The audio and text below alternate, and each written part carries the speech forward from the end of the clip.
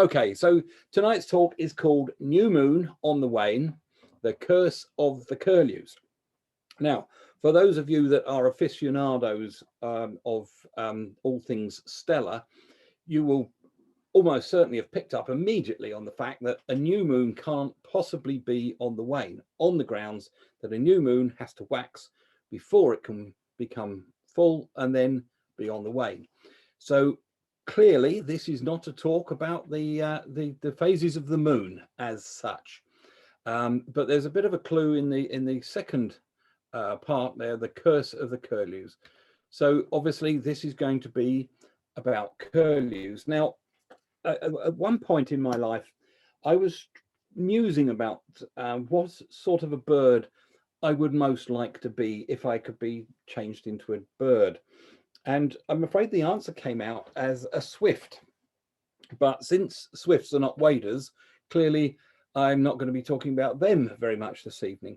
But whilst I was thinking about these things, the one group of birds which I absolutely knew I didn't want to be a part of was the curlews. And it seems to me that curlews are getting pretty much the rough end of the stick. So what is it then? Why all this talk of moons and so on and so forth? Well, you would have been told, I'm sure, many times by many people who, in my opinion, should know better, that the name Numenius, which is the genus name for the curlew, comes from the Greek neos, which means new, and mene, which means moon. Makes a lot of sense, new moon. And it refers, they say, to the shape of the bill. However, I didn't know anything about new moons or any other sort of moon really. So when I was putting together this talk, I thought it would be a great idea to have a photograph stolen from the internet of a new moon so that I could pictorially represent this new moon. So I was rather surprised when, in fact, that was the images that I was finding of a new moon. It turns out that the new moon is when it's completely dark and without some sort of special telescope, you can't actually see it from Earth. So could it be then that Mr. Brisson, all those years ago, made a bit of a faux pas? Well, it was a bit strange. So what I did was I started looking at more and more pictures of moons, and this is what I came across. The very shape that we were looking for, the crescent shape that we associate with the bill of the curlew, is called a young moon. So immediately I reached across the desk and grabbed hold of my ancient Greek dictionary, you know, the one we all keep on our desks. I look at it every single day. And what did I find? Well, I found that the Greek neos actually means new or young. And the moon, obviously, that bit's the same. So in fact, if anybody comes to give you a talk in the near future or any time in the future and starts to tell you that Numenius means new moon, you will be able to say, no. I have it on very good authority, and that's me, by the way, that actually it means young moon and not new moon. So what about this title then? Well, we won't call it new moon on the wane after all. We'll call it young moon on the wane. But at the end of the day, it's really about the curlews, because from now on, you're not going to see any heavenly bodies, particularly in view of the fact that this is a virtual talk, and I'm not standing there in front of you with my own personal version of a heavenly body. So here we go. So curlews and human beings go back a long way. We have been associated with these birds, well, forever. They were here before we were. Now, with things like this, with cave paintings, it's quite clear that a cave painting used to depict one of two things. It was either something that was extremely dangerous, or it was something which was good to eat. Now, in this case, which on the face of it looks very much like a curlew, it's very unlikely that this thing was likely to be dangerous to the people. So it must be that curlews were good to eat. Although I have to say that it does look rather like a two-horned giant curlew that's stabbing the poor unfortunate person up in the top right-hand corner there. But from fossil evidence, there is no evidence, in fact, that such things existed. So we can only assume that this was put there because curlews are good to eat. And whilst curlews are supposed to be good to eat, I have a little bit of a warning for you. From the literature that I've been reading, it says that if you're going to eat a curlew, and I don't recommend you do, they are near threatened after all. If you're going to eat a curlew, the time to do it is when they've just come off the hills, because at that time their meat is nice and sweet, because it's been created from worms and beetles and some such things. Once the birds have been on the coast for a couple of weeks or a couple of months, the meat begins to taste more like shellfish. And so you don't really, if you want to have a nice birdie taste, you need to eat them just after they come off the hills. But I have to tell you that the only time I really want to see a curlew on the plate is when it looks like that. So this then brings us to the first curse of the curlews, is that they are good to eat. It's a long tradition we have of shooting things and eating them, and in the past it was something that was done more or less by everybody, shooting local birds in order to put them in the pot. So there we are, first curse of the curlews, they are good to eat. It's never a good thing to be tasty. What I'm going to do, though, is I'm going to look at all the different curlews in the world. We're going to look at various aspects of them. And I'm going to start with this one, which is Numenius borealis, the Eskimo curlew. It comes from the Latin boreas, meaning north. And indeed, it is a bird of the north. I'm hoping that you can see my cursor here. They breed up in, or used to breed up in this area here in Canada. And the reason it got called a northern lapwing, using the Latin boreas, is because this was the part of the world where the Europeans first settled. And these birds were incredibly numerous, and they would turn up at in this part of the world, always coming from the north in the autumn time. And strangely, there were very, very few of them ever going back north at the end of the year. And the reason for that is this wonderful elliptical migration that they used to have, which is extremely similar, I should say, to what the American golden plover does these days. So these birds would come here in their millions. They would gather in this part of the world, and then they would fly down across the Atlantic Ocean, next touching landfall in northern South America and Brazil and Suriname, etc., etc. And then they would move on down to where they used to spend the winter, down in Argentina and parts of Chile. And then once they'd decided it was time to go back again, they would fly back up north, gathering again in their millions on the prairies here before heading back to breed further north. So that's why they got called northern birds, so birds associated with the Eskimos. They are officially critically endangered, although the last Eskimo curlew seen was right back in 1963, so a good number of years ago now. And this photograph was taken by a chap called Don Blates in Galveston, on Galveston Island in 1962.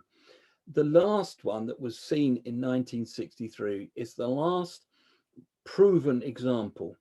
And we know for a fact that it was an Eskimo curlew because unfortunately it was seen on Barbados and shot. And that pretty much has been the lot of the Eskimo curlew ever since we discovered it. So actually it's not critically endangered. It's probably extinct, but it is still considered to be critically endangered, whilst there is a chance that somewhere there may be one or two of them still in existence. Now, the thing is about these birds, they may well have changed the course. In fact, they did change the course of history. You probably know your history and know that in 1492, there was a chap called Christopher Columbus sailing for all he was worth from the Canary Islands westward towards what he hoped would be the New World. Now, if we look at this, he had pretty much no chance of missing it, let's be honest. So it didn't change the eventual outcome, but it changed. It changed. What changed was the way in which it was discovered. Now, they have been sailing for about 29 days. This is recorded in the ship's log. They have been sailing for about 29 days, and they had about a month's worth of food and stores left. So naturally, some of the crew were beginning to get a little bit anxious, maybe worried that they were not going to get back again before all the food ran out. And just to bear with me, I have a technical person. Disk not ejected properly. I need to stop a bit. I'm sorry about this. So we've got a technical thing here. I shall keep babbling on anyway. So they've been traveling for approximately 30 days. They had 30 days worth of stores left. And of course, they were beginning to think, well, maybe it's about time we turned around and went back again. However, at that very moment in time, they were sailing along and they saw above them an enormous flock of birds. And these birds were actually, as you can see, we're having to change the series of, which one are you doing there? They were land birds and not seabirds. And this, of course, led them to believe, and quite rightly, that they were actually heading towards land. But the fact of the matter was, those birds were heading in a different direction to which the boat was going. And so they said, well, Christopher Columbus and his mind said, well, these birds know where they're going. We'll follow them. And so they did. And we're just going to whiz through the slides now to get back to where we should be. Hopefully, with things all being equal. Keep going. Keep going. Yep. Oh, that's right. Yep. So all being equal, we will find land because we're going to follow those birds. So there they were sailing along, and the little bunch of birds appeared, and it got bigger and bigger and bigger and bigger and bigger and bigger and bigger until it actually filled the sky. And the numbers of birds that were reported in that log really leads us to them being Eskimo curlews because of the sheer numbers of them. The Eskimo curlew has been known as the prairie pigeon on the grounds that it reminded people of the passenger pigeon due to those huge numbers of birds which used to blacken the skies.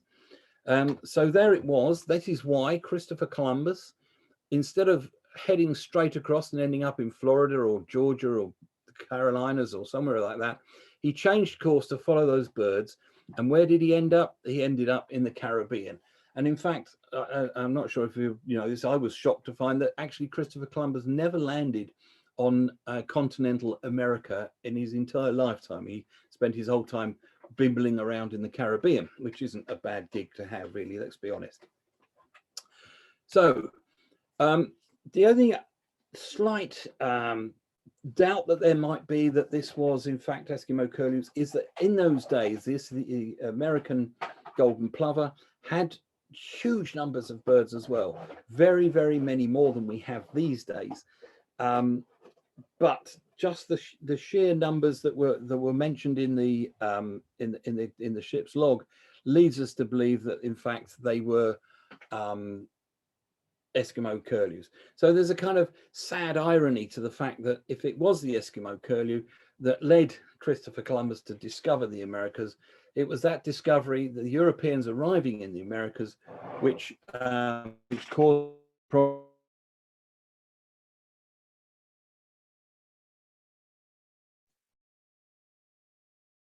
What was the problem then? Why did this bird become extinct? Well, if you look at the prairies, which is where this is, they were there enormous. The settlers started moving across. They found these birds, the birds that were missing from their northern trajectory, so to speak, and they found them in such huge numbers that they were able to shoot something like 2 million of them every year for a number of years. This was recorded. Shoot them in such carts. So again, and empty the carts and say, well, these are old now, let's get some new ones. It was carnage on a major scale. And it's quite sad to think that once you've got a cart full of birds, you don't think it's a good time for you to stop. But they didn't, they carried on.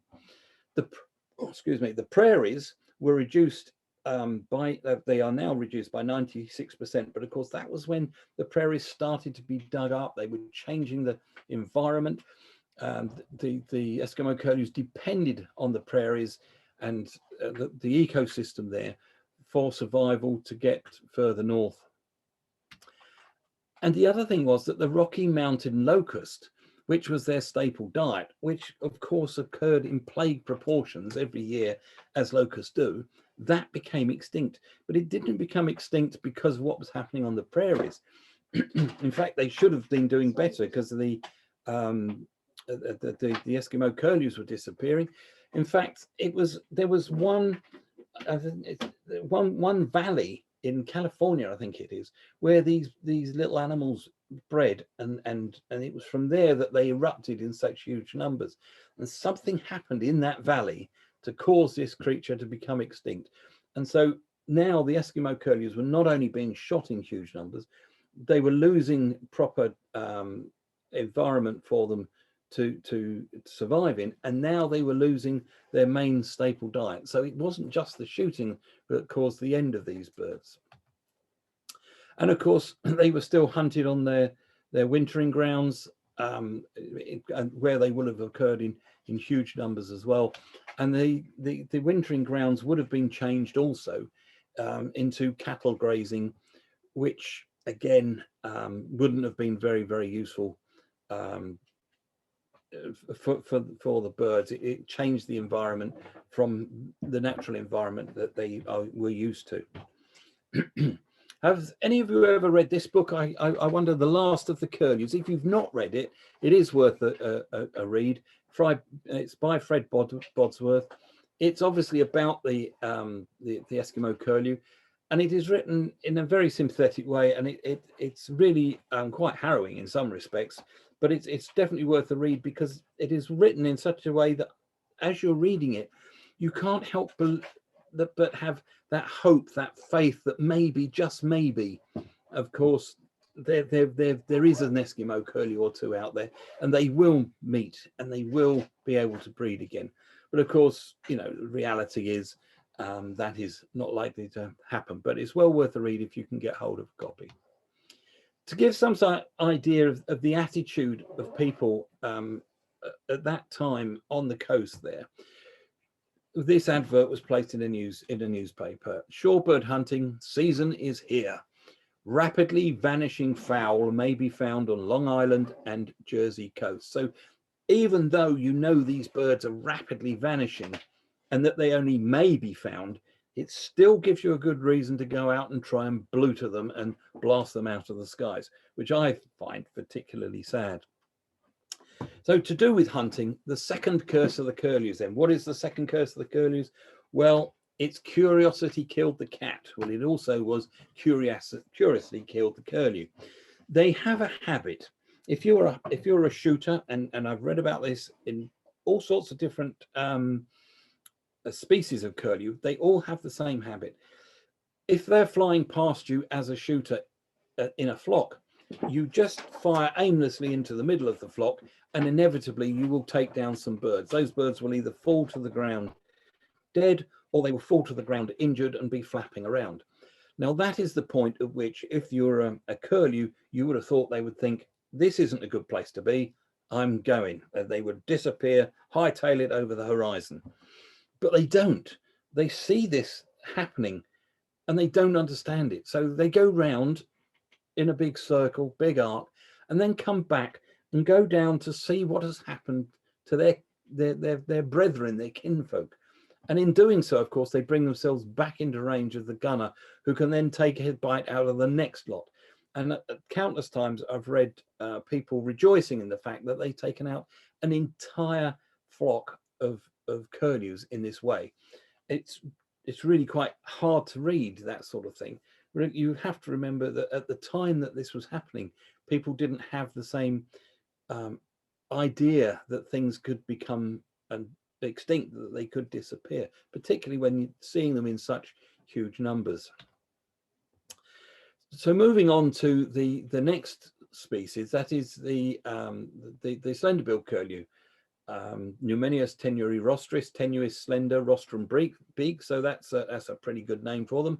All works very well with the scientific name and the English name coming together. They are critically endangered, and this is a photograph of one taken by Ashley Banwell. Now, these birds used to occur, and we used to be able to go and see them in Morocco as late as the 1990s. And in fact, I'd arranged a trip to go and see them. But for some reason, that year, that trip didn't happen. I couldn't get away.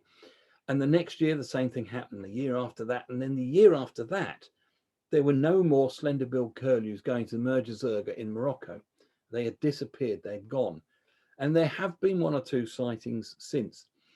When you think that these birds fly backwards and forwards across the Mediterranean for all of their existence, the Mediterranean is a place where a lot of hunting takes place and so on and so forth.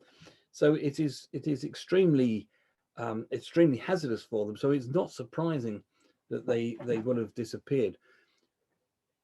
They were believed to breed in the Taiga region over in the Far East, but by 1925, they'd all those that were breeding there had disappeared, and they just were not seen there breeding anymore. However, at the same time, there in the 1960s, they were still something like 600 individuals coming every year, right up until the 1960s. So clearly that there was another breeding center somewhere, and that is now believed to have been in the steppes.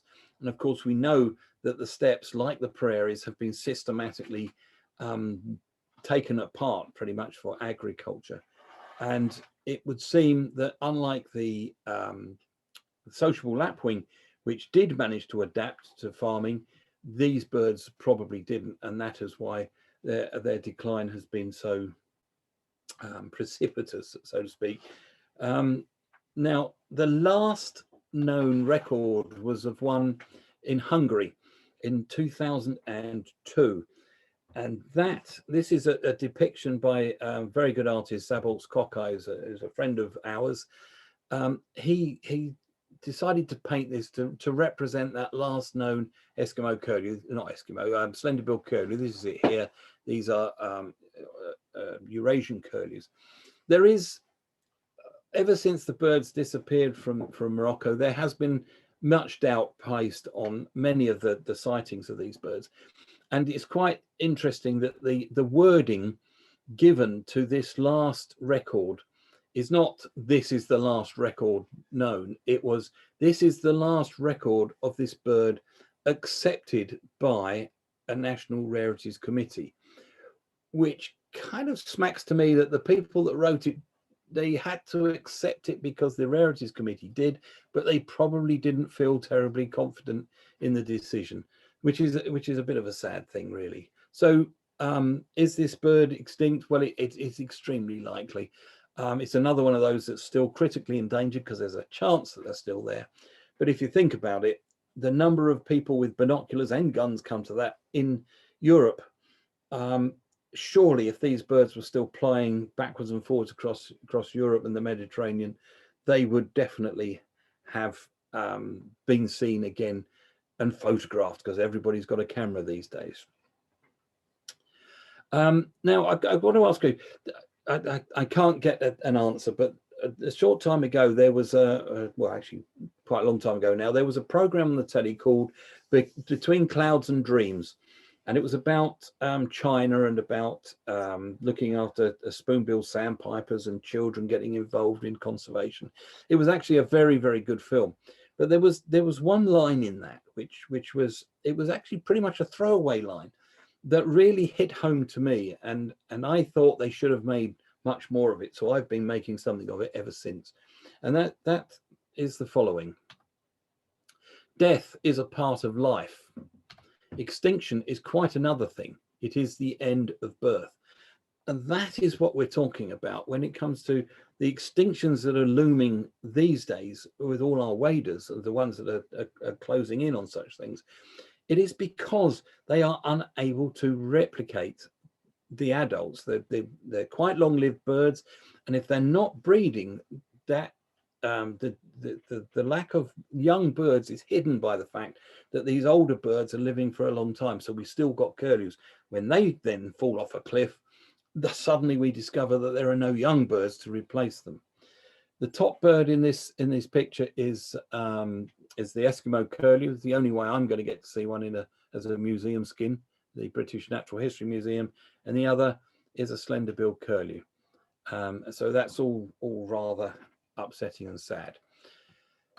So moving on then to the next one, the Far Eastern curlew, who has the unusual name of Numenius madagascariensis. Now, I'm sure that most of you will realize that Madagascar is nowhere near the Far East. And if you are a person who studies records and so on and so forth, you will discover that the Far Eastern curlew has never, nor will ever, I don't suppose, occur in Madagascar. So how is it that this bird is called Madagascariensis? Because obviously it refers to being Madagascan.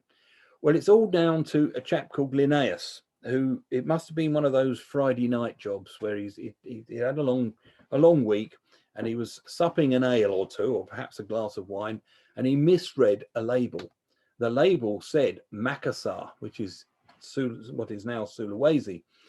And of course, that is where the Far Eastern curlew could be found. But, you know, science is such a strange thing. We now know for a fact that Far Eastern curlews and Madagascar have absolutely nothing in common. So you would say, well, quite clearly, there's no point in giving it a scientific name, which is completely irrelevant.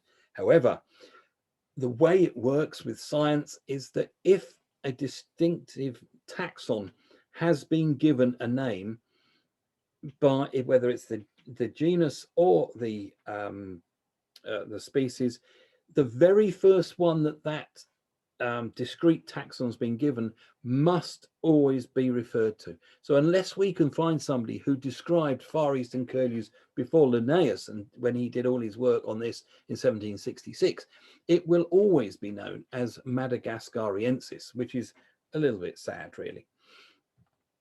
They are endangered. There are not so many of them as there used to be, which is a bit sad. Here's one of them now. Now you can see this great big bar of chocolate on its back here. It's actually not a bar of chocolate in its back pocket. It is, in fact, a satellite. So there's been an acute decline of these birds as a result of loss of habitat in the Yellow Sea area. And you'll be able to see, actually, if we go on a bit, the Curlew Project, the Victorian Wader Study Group, and the Australasian Wader Study Group, they tagged these birds. And you can see from this particular picture that all of the Australian birds, in fact, the entire population, all of them fly backwards and forwards between the breeding grounds here and the wintering grounds here. And here, there's a bit of a bottleneck. Everything seems to come together in one place. And that is the Yellow Sea. And that is where 70% of the intertidal zone has been lost in the last 30 years. And we've seen from studies elsewhere that when you take away the intertidal zone, the birds that habitually go there do not and cannot go anywhere else. They quite simply perish. So if we have lost 70% of our intertidal zone and the entire population of these birds flies through there, then it's reasonable to surmise that we've probably lost certainly over half of the Far Eastern curlews that ever existed in the past. And there really is quite a sad thing. Even up to 2009, these birds were considered to be of least concern. And so you can see that for them now to be endangered, that's quite a steep decline. Here is one. They look very much like our curlews, don't they? It is the biggest curlew and therefore the biggest wader in the world. It just beats the long-billed curlew of America by 1 centimeter. The biggest one of these is a centimeter bigger than the biggest long-billed curlew. But they're not the heaviest. The heaviest are, in fact, the Eurasian curlews. Our own curlews are heavier than these by about 10 grams, which is a strange thing.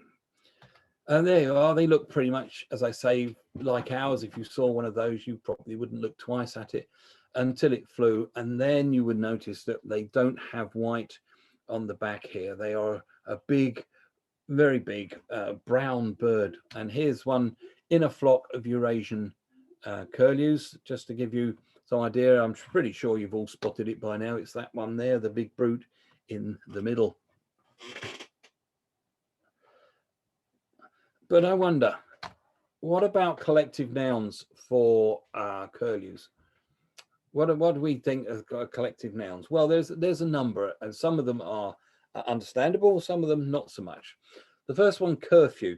It is known that curlews will often gather at dusk if they're not going to be able to feed on the estuaries or whatever at night. They will gather at dusk into roosting parties.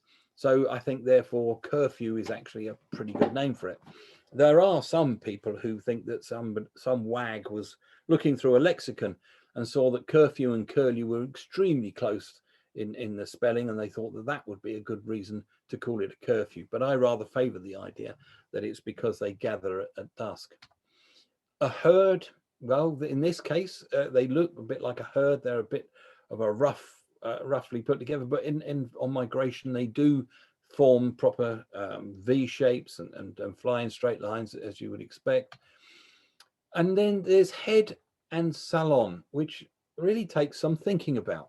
I actually have no idea where these two come from, but the only thing I can think of is that there's some sort of analogy to hairdressing here, and we're looking at the fact that they're called curlews, head salon. I have no idea if this is right or not, but I couldn't think of any other reason why they would be called that. And again, I was saying that they do fly in these V formations and so on when they're migrating. So skein, I think, is pretty good. And harping back to the old gunning days, there, of course, is game, when everything that they could shoot is officially game. So there you are. Those are the collective nouns for curlews in general. So we'll move on then to Numenius tahitiensis, the bristle-thighed curlew, and it does occur in Tahiti, which is something. They're a peculiar bird, actually. They are vulnerable, so they're not doing terribly well. And here's one here. Now this is on its breeding grounds. This is a beautiful picture of one.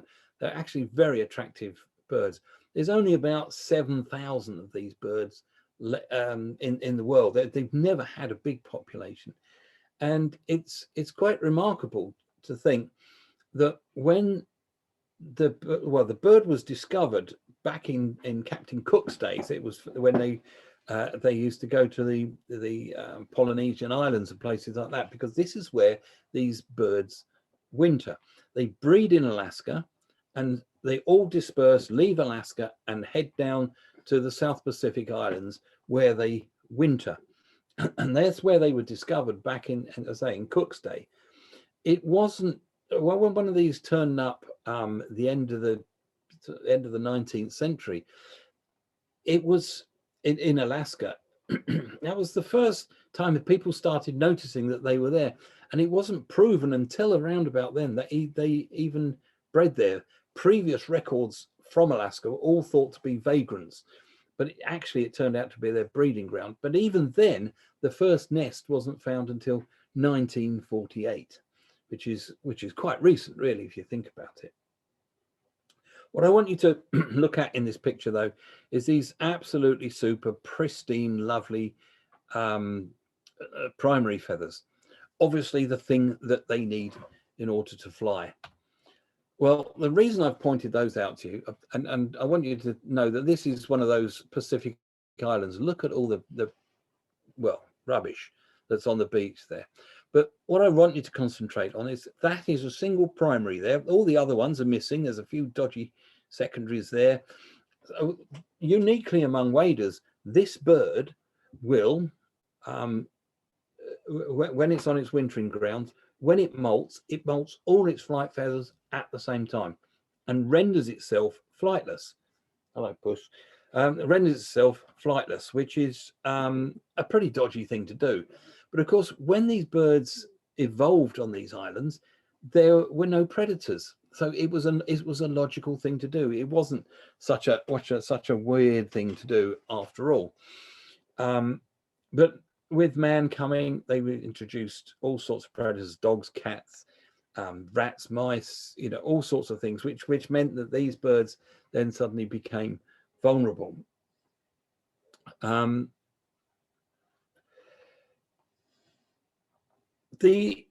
The other thing about these birds, which is quite interesting, is their feeding habits. They have a habit of what has been termed as slamming.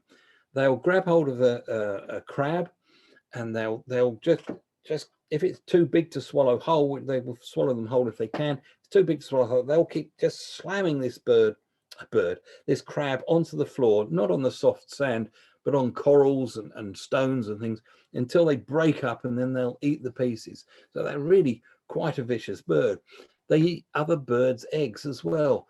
When these birds are down on the Pacific Islands, there's a lot of albatrosses and terns which are breeding. And these birds have been known to barge birds off their nest in order to get the egg, in order to eat it, which is all a bit strange. And they're also the only wader that I'm aware of, certainly, that use a tool in order to crack open the eggs. They will steal an egg, they will place it on the ground, and they will grab a piece of coral, and they will keep smiting the egg with the coral until such time as it breaks, and then they're able to eat it. And they have actually been seen taking flying fish eggs from the mouths of a baby albatross just after it's been fed by its mother. So they're not as sweet as they look, these birds. So this brings us, though, to the third curse of the curlews, and that is probably the biggest curse they have. It's us. We are the biggest curse or one of the biggest curses for everything on this earth, let's be honest. So why is it that we're a curse to these birds? Well, I had to get a mnemonic for this so that I would remember it. We drain pretty much all the wetlands that we come across. We don't think they're very much used to us as wetlands, so we drain them. We've done the fens, we drain things all over the place. We reclaim. I don't think it's reclaiming, I think it's stealing. We have been reclaiming, like the Yellow Sea, vast amounts of intertidal zone, because people just don't respect that as an environment. They just think it's a wasteland. We have introduced, as this bird suffered from, introduced cats, rats, dogs, anything, hedgehogs even in New Zealand, all sorts of things that the birds have got no natural defense against. Peat bogs in Ireland. Do you know, and I was shocked to find this out, that they actually dig up peat in Ireland on an industrial scale so that peat can be taken to a power station to be burned in order to create electricity.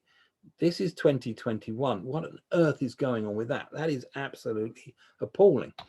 And of course, because they're big, edible birds, we tend to shoot a lot of them. So basically, man is the scourge of the curlews. And in case you just wondered why they were called bristle-thighed, here are the bristles on the thigh of a museum specimen. They're basically elongated shafts from the feathers around the thighs. I don't think anybody's actually discovered what their purpose is, the reason for them to have evolved, but there they are. That's what they are. Now, as I understand it, we're supposed to have a little break in the middle. So normally when I do these talks, at this point somebody rushes off to put the kettle on, and then I get to tell you a few things while the kettle is boiling. So I'm just going to go through those now.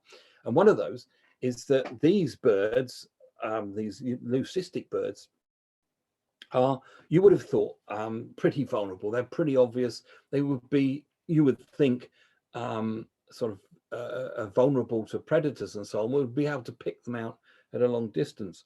And you would also perhaps have thought that as an individual within a species, they would be somehow disadvantaged by being different. But this particular bird, which survived a good number of years, it held territory, it bred, it managed to fight off other birds, you know, from its territory. So it wasn't disadvantaged at all by being a bright white bird. Curlews have their own day, the World Curlew Day on the 21st of April. If you've not celebrated it, there's a good thing for you to do.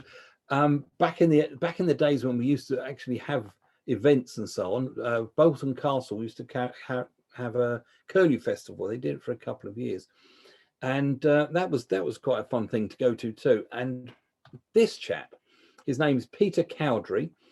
He's a composer and sound recordist. Now, he did something which was really quite amusing, and this I want to share with you very, very quickly, and I hope this works, as there's always a good chance that it won't. So he recorded an ordinary curlew singing, and when a curlew sings, it sounds like this.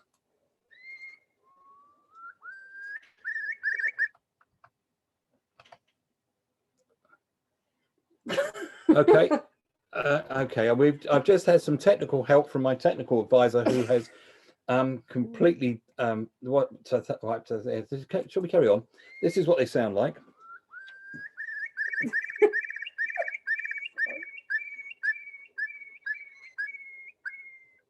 They are absolutely beautiful. We're all familiar with that, aren't we?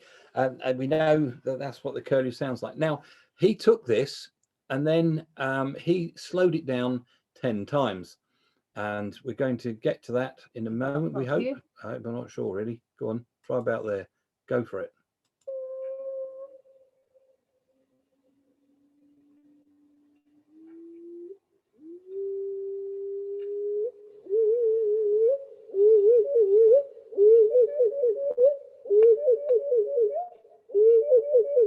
It's a remarkable. It sounds more like a whale than it does a bird. And then what he did with this was, having slowed it down, he then took it to the Curlew Festival, and then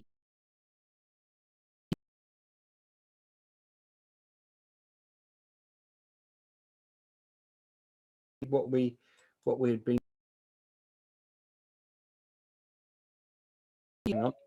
The first one you're going to see, it goes on forever, doesn't it? The first one you're going to see is my feeble attempt. Well,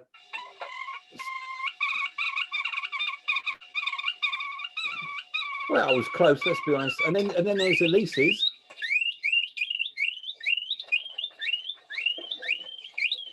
Which you can see she got terribly excited. And this lady is Mary Colwell, who I'm sure many of you will know has been a great ambassador for curlews. And so it's only fitting that the very best imitation of a curlew that day was by Mary. And Peter had brought a bottle of whiskey to give to the person who did the best imitation. So Mary walked away with the prize of a bottle of whiskey for her trouble for being so good at imitating a curlew, which I think is actually right and fitting. So if people now want to go and have themselves a little put the kettle on, do what you want to do, I'm now going to hand back to whoever wants to take over. Nigel, is it yourself? Anyone, someone? Or have you all gone home? Anybody? No, we're here. We're here. Oh, right.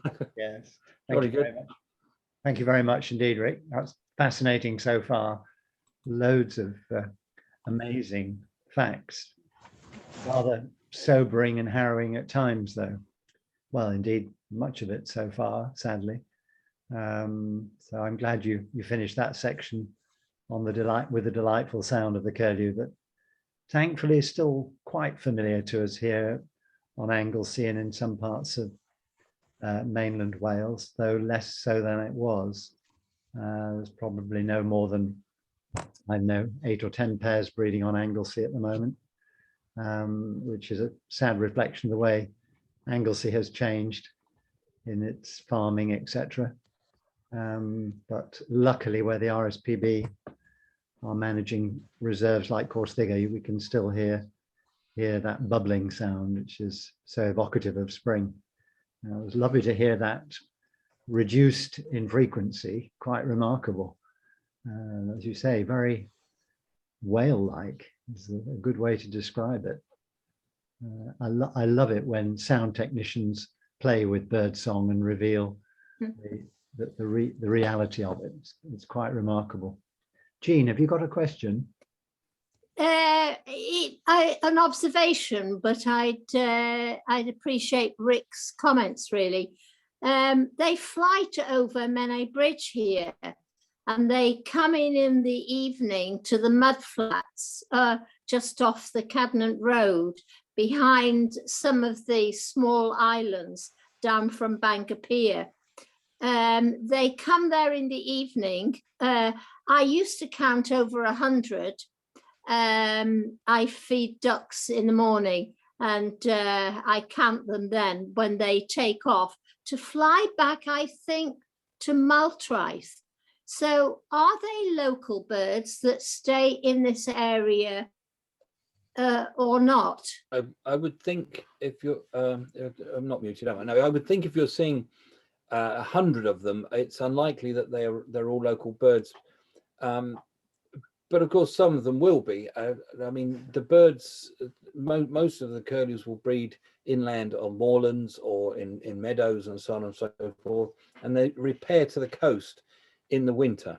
And one of the reasons that I'm actually going to come on to this when I talk about our curlew, but one of the reasons that their numbers declined without people really noticing is that we get 150,000 visitors from Europe every year, and so we see all these curlews on the beaches and so on, and we just don't really perceive that as a breeding bird they're going down as much as they are. But I will cover that a bit more. It's unlikely that 100 birds would be all local. As Nigel just said, he knows of 10 pairs on Anglesey, so locally there's probably not more than 50 pairs if you take the area of the mainland around there as well. I don't know how built up it is, whether there are breeding pairs there or not. Last year, Rick, they were down to 35 of them. That doesn't surprise me, I'm afraid. No. Again, there'll be some statistics about this after the break. So yeah. Okay. Thank you. Rick. Hello, Rick. Hello, Stephen. Hi. You know the albino curlew. I'm not or leucistic, the white-looking one. Yeah. I don't know if it's probably about 5 years ago. I saw a very similar bird on the Walney Island. Was that the same bird? No, this bird was, I think, in the Peak District. But we saw that bird. We did 2 years on the trot. We did a Walney Wader Festival with the local people there, and that particular bird was there both of those years, wasn't it? Yeah, we didn't get very close to it, but it was certainly there. So yeah, we saw that bird. It's a different bird though. I'm pretty sure this one was in the Peak District, the one that was pictured there. Yeah, because I think the Walney bird had also been seen at Brockholes. I think it was around for a couple of years. But yeah, quite an interesting bird. Because things, when it first caught my eye, I thought it was a feral pigeon or something, and then I sort of got my bins on it. It's like, bloody hell, it's a curlew. Yeah, so it's really sort of interesting looking bird. Yeah. When we first saw it, it was out on the marsh from the main sort of track down to the Walney Island centre, and it was, there's an egret, because we're all blasé about egrets these days, aren't we? Back in the 80s, we were twitching them. Now it's there's an egret, and then it took off and flew. That's not an egret. It must be an ibis. It's got a bent bill. And then we discovered, of course, that it was actually a curlew, because it was in company of other curlews. Yeah. And we were informed by the local people there that, as you say, have been around for a couple of years. And I don't know whether it's still there or not. I couldn't tell you, to be honest. But I thought it was interesting. You know, you were showing the migration pattern of the Eskimo curlew and going on about how similar it was to American golden plover, because obviously there are vagrant records from like the late 1800s, aren't there, in the UK? I think they've got in the museum on the Isles of Scilly. I think they've got an Eskimo curlew that's been shot there, haven't they? I think that was the first British record, actually. Mm. The one on Scilly's. Yeah. Do you know how many records there were in Britain? Off the top of my head, I don't actually know. It wasn't a huge number, which is quite surprising when you consider how many American golden plovers turn up. But then, of course, there wasn't the coverage in those days. I mean, there was lots of scope for things to turn up in huge parts of Britain where people didn't have a knowledge of rare birds that they shot. So they would just shoot it and eat it, and that would be the end of it. So it's not altogether surprising. But the interesting thing is that with American golden plovers, and I know this is a bit off topic, there are more American golden plovers turn up in Europe each year in the autumn than turn up in California. We always think of it as being an American bird, but because of that really very eastern migration out across the Atlantic, they're very, very prone to getting blown across to us, and they almost never turn up in California because it's they've all flown the opposite direction. Yeah. Rick, can I ask, was there ever any evidence of Eskimo curlews having bred in the Russian Far East and taken a migratory route? Interestingly, I read something about that just recently, and no, I think the answer is no. It's quite surprising, but if you looked at that map, if you remember the map, actually they were quite a long way inland from the coast where they were known to breed. If they had gone up to the Bering Straits, I would have thought there would have been a good chance, because quite a lot of the birds either side, what we think of as American birds, pectoral sandpipers and so on, will breed in Siberia and vice versa, and you get both Pacific and American golden plovers alongside each other in Alaska. So I wouldn't have been at all surprised, but as far as I'm aware, there's no evidence. Well, Rick, we're happy to go with you whenever you're ready to resume your talk. Please feel free to do so. Okay, yeah, right. That's fine. I will go back to sharing and see if we can get through the second half without too many technical hitches. You've done very well so far. Thank you. I think well, let's go with that one and see what happens. Thank you. Yeah, there we go. Eurasian curlew, that'll do. We'll go from here. Good. What time we got to go have some breakfast soon, is it? Anyway, so Eurasian curlew. I'm sorry about all that technical stuff. Numenius, as you know, and then arquata is from the Latin arquatus, meaning bow shape. So our bird is named after both the young moon and the shape of a bow of its bill. So all very simple. And there he is, one of my favorite birds, actually. I think they're absolutely smashing birds. Now, I think Nigel alluded to the fact that these birds are steeped in our culture. And I suspect you've probably heard this story about St. Beino, but bear with me while I tell it again. Now, there's a couple of things about St. Beino that you ought to know. One of them is that he's a giant, or he employs very, very, very small people to row his boat for him. But either way, he was having a bit of a sail off the coast near you, I believe, when carelessly he dropped his notebook into the water. His prayer book, I beg your pardon. And it just so happened a passing curlew saw this, thought, well, that's not a very good thing to do. What I'll do is I'll grab that and I'll fly to the nearest rocks and lay it out in the sunshine to dry. And by the time St. Beino's tiny person had rowed him to shore, the book was all nice and dry. And so he said, I'm going to bless you, you lovely bird, and my blessings on the curlew. No man after this is to find her nest. Now, I don't know if any of you have been looking for curlew nests ever, but I can assure you they are extremely difficult things to find. Even if you are in a field and you know there's a nest in there somewhere and you watch the birds, they are really difficult. So, you know, this particular blessing seems to have worked, done the trick. And in fact, St. Patrick, when he was arriving in the Isle of Man, and it went all foggy all of a sudden, he heard the curlew calling, and so he blessed the curlew in almost exactly the same way, saying that the nest should be hard to find. However, despite all of that, things haven't always gone their way.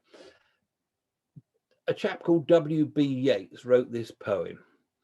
"O curlew, cry no more in the air, or only to the water in the west, because your crying brings to my mind passion-dimmed eyes and long heavy hair that was shaken out over my breast. There is enough evil in the crying of the wind." Now, I don't know how you can think of curlews as being, the cry of a curlew being evil, but clearly this man, when he wrote this, was suffering from a great sense of loss at a lost love. And those days, those beautiful days when they were laying there in the grass together, hearing the curlews and so on, it just brings back the memory of this, and indeed is very, very hurtful to him. And it's sad to say that however strong St. Patrick and St. Beino's blessings were, it seems to me that W.B. Yeats' wish that they cry no more in the air seems to be rather more a rather more strong curse put upon them. Our curlews are incredibly near threatened. It's shocking to think that our curlews are near threatened. And I'm going to give you a kind of an illustration now of what has been happening. If you take that, trust me, there are 100 curlews there. If we take that to be the population approximately 30 years ago, that's the full population. In England and Scotland, now we're down to 50% of those breeding birds, which is quite startling. So we'll go back to our 100% again now. Now, over in your part of the world, in Wales, you're down by 80%. You've lost 80% of your curlews. So I don't know how many. You see, Nigel said there were about 10 pairs of curlews. Hope, you know, one can assume that there were very many more only 30 years ago. But here's the real tragedy. This is Ireland. This is what Ireland has done to its curlews. 97% of their breeding birds have disappeared, and it is all of it almost entirely due to habitat destruction. What they've done to their peat bogs in that country is eye-watering. I mentioned poems and so on earlier. There was another poem, which is a modern poem, which was written by a lady called Lucy Grove. Here it is. I'm going to read it to you. Grandad knew of dozens, father of few. My son will not know you here. This is 3 lines from a rather longer poem, but those 3 lines absolutely cut through to the quick, don't they? From a granddad to somebody's son, 4 generations, the birds have gone from being common to not existing at all. And that is absolutely tragic. And this is where the problem has arisen for our curlews. It's the loss of breeding habitat, habitat destruction and degradation. So it's across the board. We're losing wetlands and places where these birds can breed hand over fist. It's a lack of breeding success as well. Where they do breed, most of the young chicks die within a few days. We've just got some results back from some people who were doing some surveys with their chicks. 5 days was the average lifespan of these chicks. Of 100 and something eggs, 3 birds fledged. in this particular study area. And that is what is driving these numbers down. It isn't that we're killing them. It isn't, it is a combination of lack of places to breed. And when they do breed in these few places that are left, it's the number of predators that we have. In this country, we have the biggest concentration of foxes and the biggest concentration of crows across Europe. And it's hardly surprising then that we have lost so much of our biodiversity. And one of the causes for this, one of the reasons why there are so many predators, I'm often asked, why are there so many predators? Well, apart from the fact that we are strictly filthy animals, we throw rubbish away, and these scavenging predators are able to take advantage of that. And also, it really doesn't help putting about 50 million pheasants into the biosphere every year. 50 million pheasants. Only about a third of those birds are ever actually shot, which was the intention of putting out there. The rest of them are killed by cars, which are then scavenged. And also a lot of the younger birds are taken by foxes and so on, which is helping to maintain this really high population of predators. And until that changes, we are not going to be able to do anything about these, the breeding of these birds. A study, I think it was in Devon, a study, they had one single nest, but rather than follow where the curlews went, what they decided to do was catch as many local foxes as possible and put collars on them and follow their movements. And where that curlew was nesting in that field, within 3 days, 7 foxes had crossed that field. What chance did those birds have? None. And they didn't. I think the eggs lasted about 5 or 6 days, and that was it. They, after they'd been laid. So that is what we're up against. Changes in farming practice. You'll know perhaps from a local experience that what were previous hay meadows where these birds would breed, they would be able to fledge their young, and after that the grass would be cut by the farmer in order to make hay. That has now changed. People are now growing silage grass instead, which is cut much earlier, as early as sort of in June, early June, when they're killing some of these unfledged birds. Maybe in May, when they're killing some of the chicks, and April and May, and they're destroying nests, and they're being cut 2 or 3 times a year. So there's no escape for these birds. They're just unable to breed in these places which were traditionally safe for them to do so. And hunting, well, we know we don't hunt them in this country. So, that shouldn't be an issue. Shooting of Eurasian curlew has ceased in Europe, but except in France, where they claimed it was their cultural right to shoot curlews, and they were going to go on doing it regardless of what anybody else said. However, there was a moratorium put in place in 2008 in France to stop shooting the curlew, but in 2012 they amended that to allow shooting on the coast. And let's face it, where are most of the curlews in the winter, which is when the shooting season is? They're on the coast. So pretty much they were saying it's open season on the curlews. But in 2019, the French authorities that set quotas for these things set the quota at 0 birds. So 0 birds were legally allowed to be shot. We're talking curlews here, not birds in general, clearly, which is actually a good thing. And that has, I believe that quota is still was also maintained in 2020, but I'm not absolutely sure. I don't have facts on that. So we stopped shooting curlews in 1981 in Great Britain.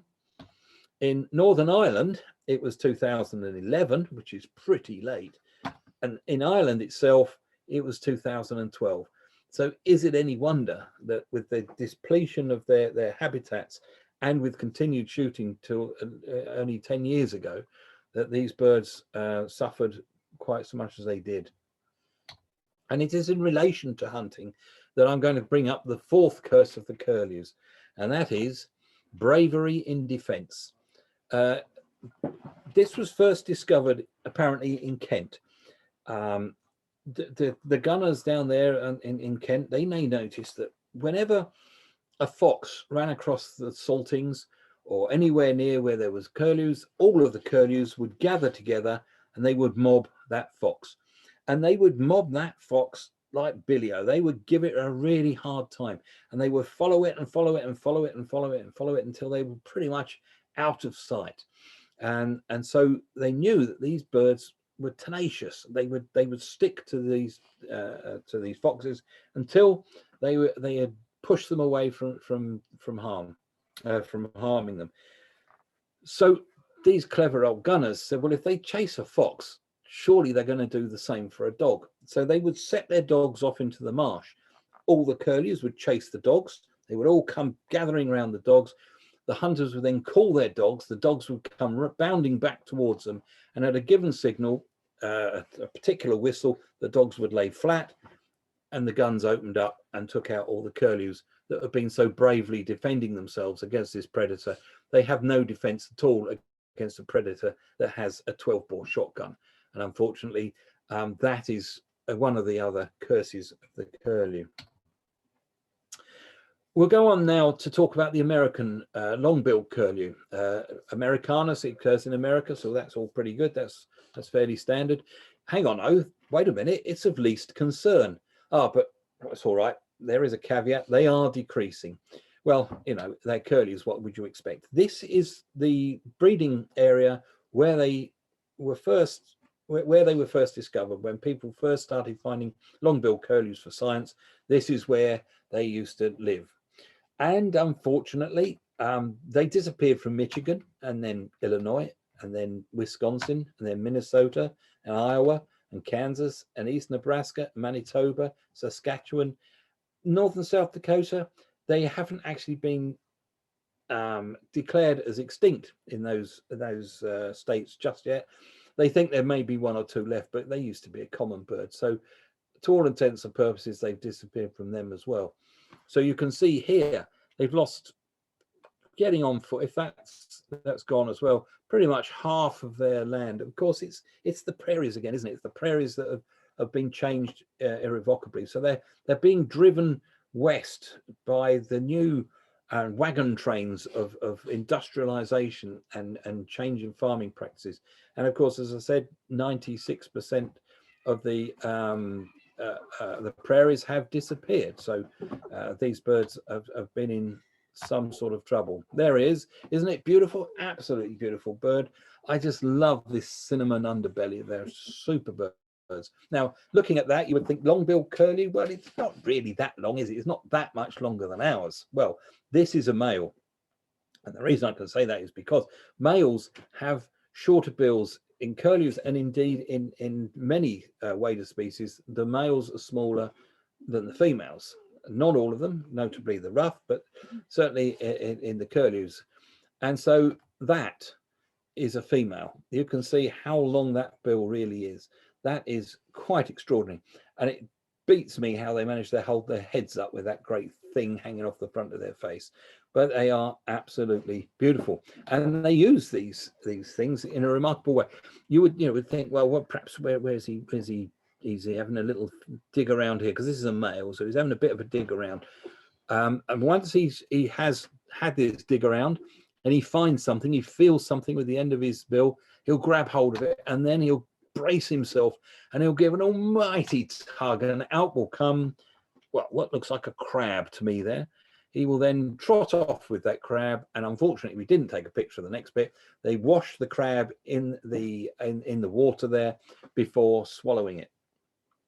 Quite extraordinary the way these birds use their bills to find prey. And now we come to the little curlew, Numenius minutus, from the Latin minuere, to make smaller.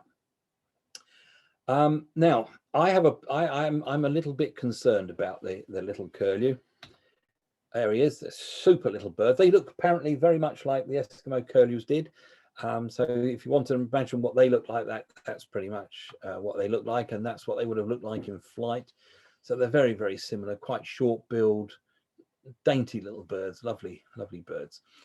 But here it says least concern, and they're stable. Now, you'd have thought that I'm a glass half empty sort of a person, clearly, because I'm worried about I'm a worried man. I'm thinking about these little curlews because, and this is why, in the old days when I went to see one of these, which had turned up at Salthouse in Norfolk, they were called little Wimbrels, and you will see in a moment that to be a Wimbrel is a whole different thing to being a curlew.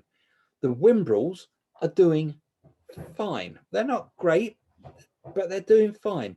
They're not in any danger. There are still large numbers of them.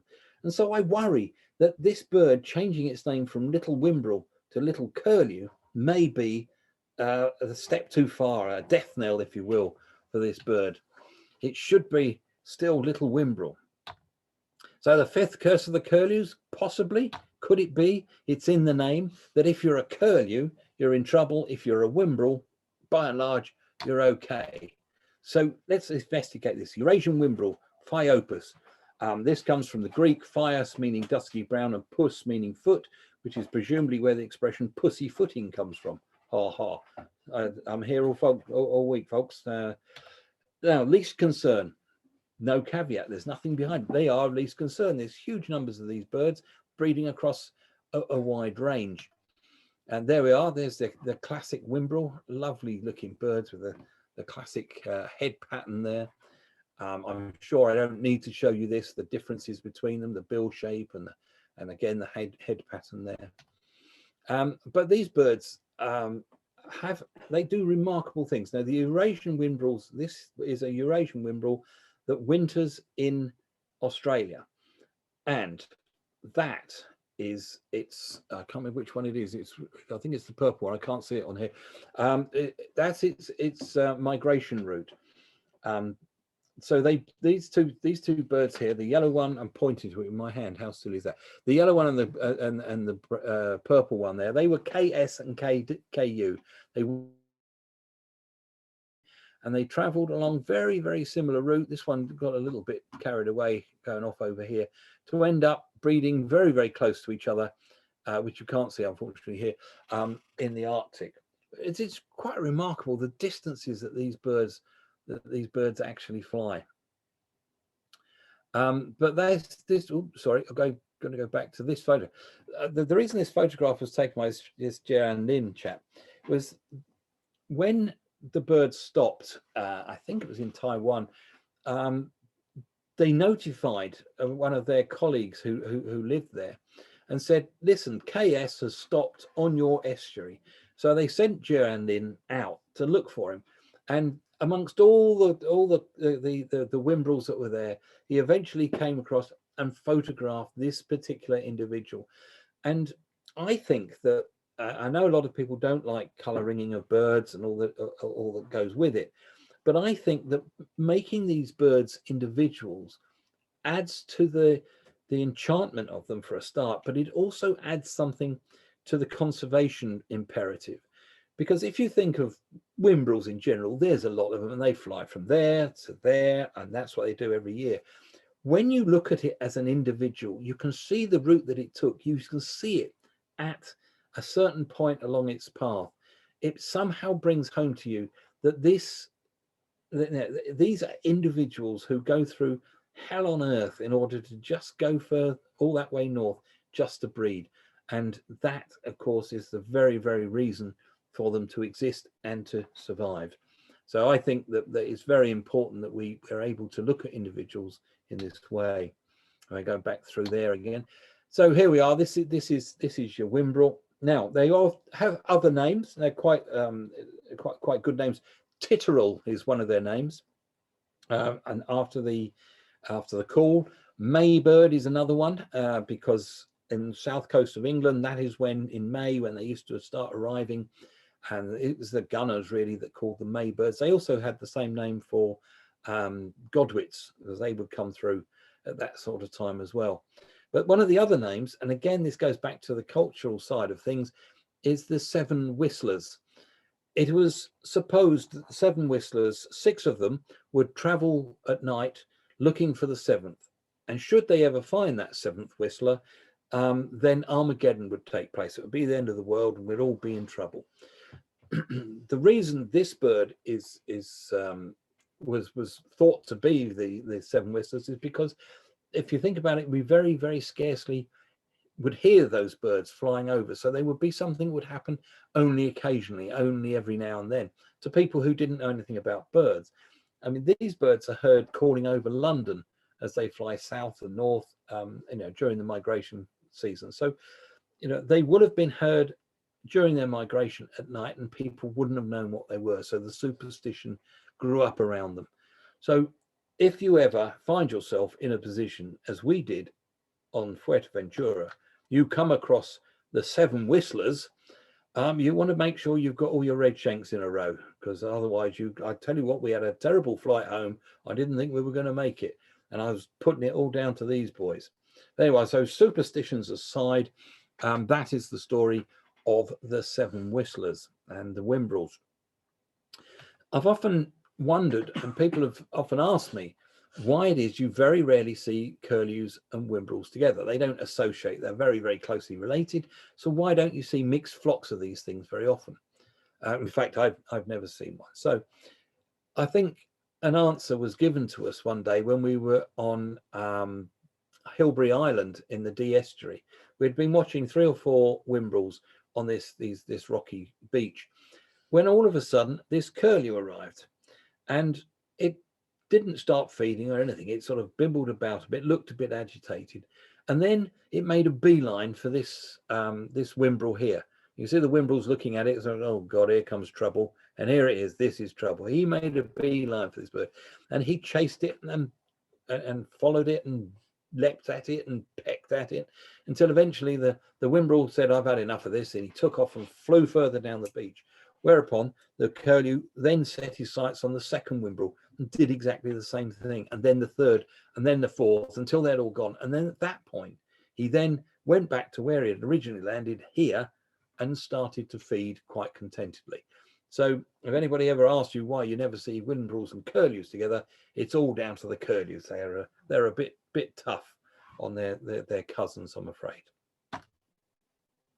The last in the series is the Hudsonian Whimbrel. Until recently, all Whimbrels were considered to be just Whimbrels, but now they've been split. So Hudsonian Whimbrel is Numenius hudsonicus, and it comes from the Hudson Bay Company. Now, a lot of people think it's either named after Hudson himself, who had famously the Hudson Bay named after him, and others think they're named after the Hudson Bay itself, the geographical region. But in fact, any bird that's got the name hudsonicus has been named after the Hudson Bay Company, because, and I don't know if any of you saw recently on Netflix, there was a program called Frontier Man or something, and it was all about these people in the Hudson Bay Company. The Hudson Bay Company pretty much sent people out across North America to strip it of all its natural history in order to send it all back home to sell for fur and feathers and all sorts of things like that. And they made themselves a small fortune. And in doing that, by having people out there collecting things for them, very often these unusual birds, or birds that they hadn't come across before, would turn up in Europe, and then they were named and given names by the scientists who were describing them for the first time. And many of those that came through the Hudson Bay Company, the Hudson Bay Company was honored in the name Hudsonian. And that's why they're called Hudsonians, and not for any other reason. So they are their least concern as well. So you see, being a Whimbrel is so much better than being a curlew. So you've got to worry about those poor little curlews now, haven't you? I think we should all start calling them little Whimbrel. Give them a chance. Here we are. This is a Hudsonian Whimbrel. This was taken out, I think, in Chile or Peru, one of those places. You can see perhaps it's not great lighting, but they have a much more contrasting face. They're a grayer bird. And of course, it's when they lift their wings up, you can see there's no white underneath here, and they don't have the white flash up the back and across the rump and up a tail there. So that's how you tell them apart, the Hudsonian Wimbles. Some of them do turn up here in the UK. We've seen one ourselves on the south coast there. And like the curlews, they use their bills in remarkable ways. They use them for prying and poking and finding all sorts of little crevices in which to find food. So there you are. That's your Hudsonian Wimbrel. I don't know if any of you can notice there's something very familiar about this. I'll tell you one thing about Hudsonian Wimbrels. They make very good logos. That's all I have to say on that matter. Anyway, so it's been quite a long time since I came and we came and to talk to you. And so I'm just going to now take a bit of your time to remind you about sort of WaderQuest and really just sort of try and encourage you to look at some of the things we've been doing. So we've got a new book out, A Quest for Waders. It's as somebody described it as being a birding Michael Palin. Well, I like the sound of that, so I'm going to keep telling people that. What I will tell you about the books that we produce, Elise and I, we don't take a penny. All the money that we get by selling these books remains with WaderQuest. We don't and haven't and won't take any money for ourselves. So this book, Quest for Waders, is the story of the quest, if you were, the rushing around the world, trying to see as many waders as possible, all the good things, the bad things, the funny things, the tragic things. It's all in there, Palin-esque, if you will. And so remember that Christmas is coming, so it might be the thing for your bird watching friend. There's also Yuri the Spoon-billed Sandpiper, which I just managed to miss one there. I don't know. Inspiration of Waders is next. I'm sure I mentioned to you about this being an inspiration when I was last with you. A lot of people call it a murmuration, but it isn't, because there aren't any starlings there. This is an inspiration of Waders. It is the collective noun now for a mixed or unidentified flock of waders over an estuary in this way.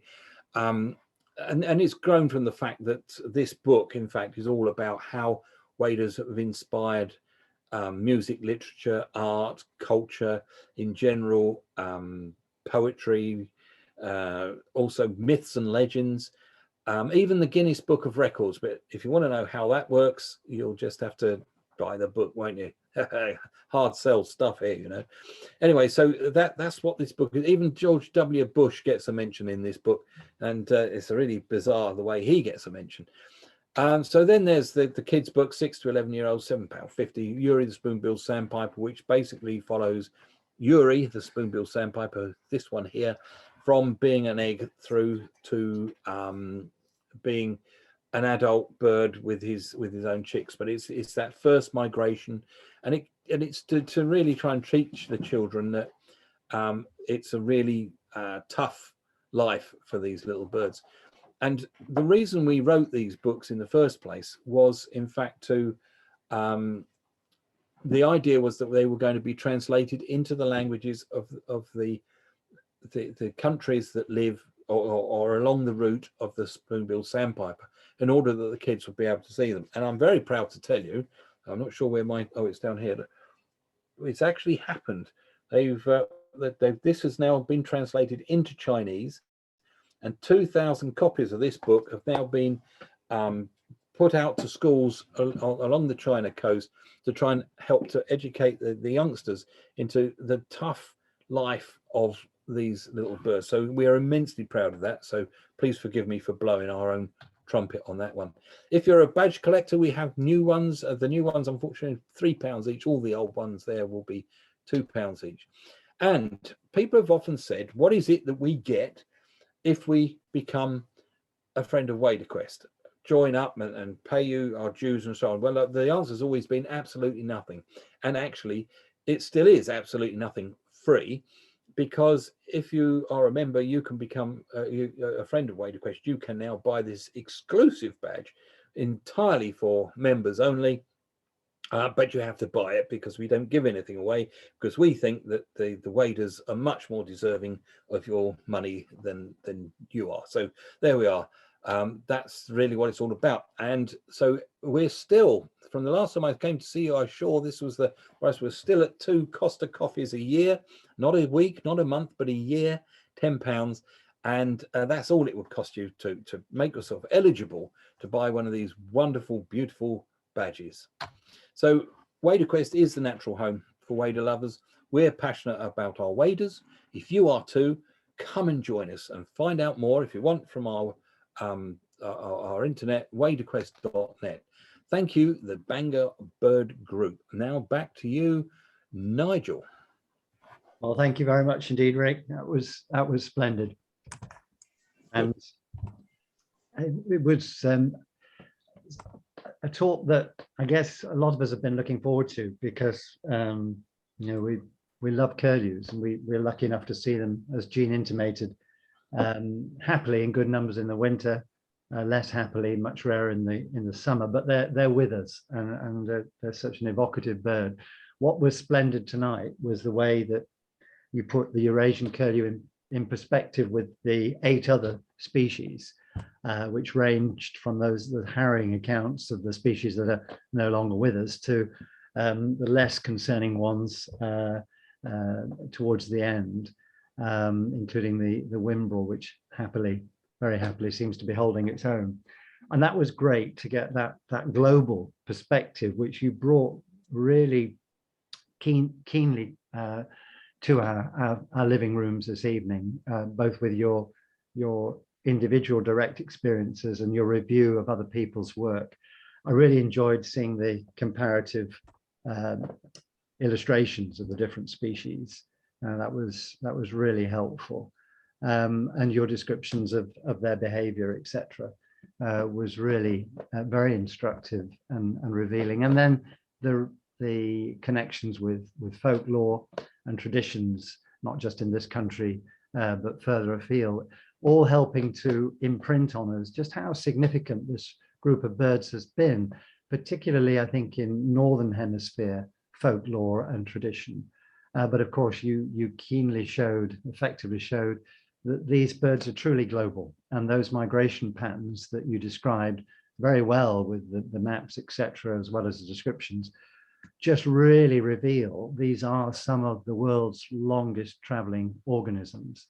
Their feats of migration are truly stupendous, and in this day and age of satellite tagging, we get a really first-hand intimate knowledge of just what that involves, not just for the species, but for those individuals. I'm so glad you made that point about the magic being in the efforts of the individual. And the more we can see that, the more effective science can become in helping conserve these birds.